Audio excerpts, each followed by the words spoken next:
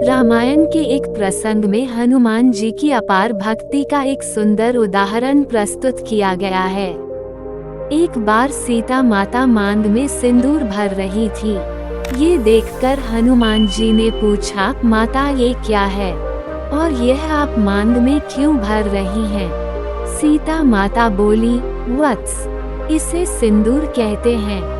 सिंदूर मांद में भरने से प्रभु श्री राम जी की आयु बढ़ेगी और वे मुझ पर हमेशा प्रसन्न रहेंगे।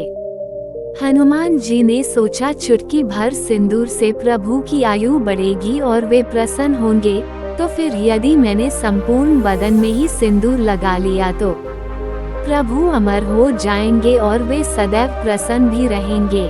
चलो, तो मैं अपने सभी अंगों को ही सिंदूर लगा लेता हूँ। ऐसा सोचकर हनुमान जी अपने पूरे शरीर पर सिंदूर लगाकर दरबार में चले गए और प्रभु श्री राम जी के सामने हाथ जोड़कर खड़े हो गए। हनुमान जी का ये रूप देखकर श्री राम जी हंसने लगे। वे बोले, हनुमान, ये कौन सा रूप धारण किए हुए हो?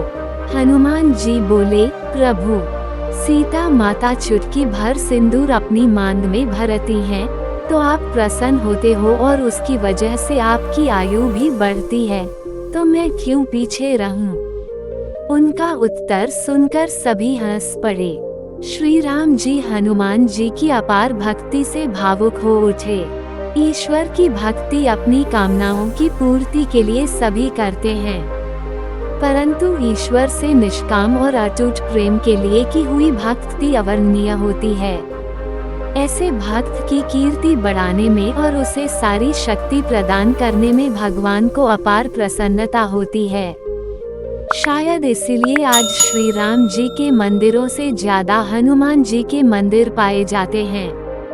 हनुमान जी अपार भक्ति का प्रत्यक्ष प्रमाण है।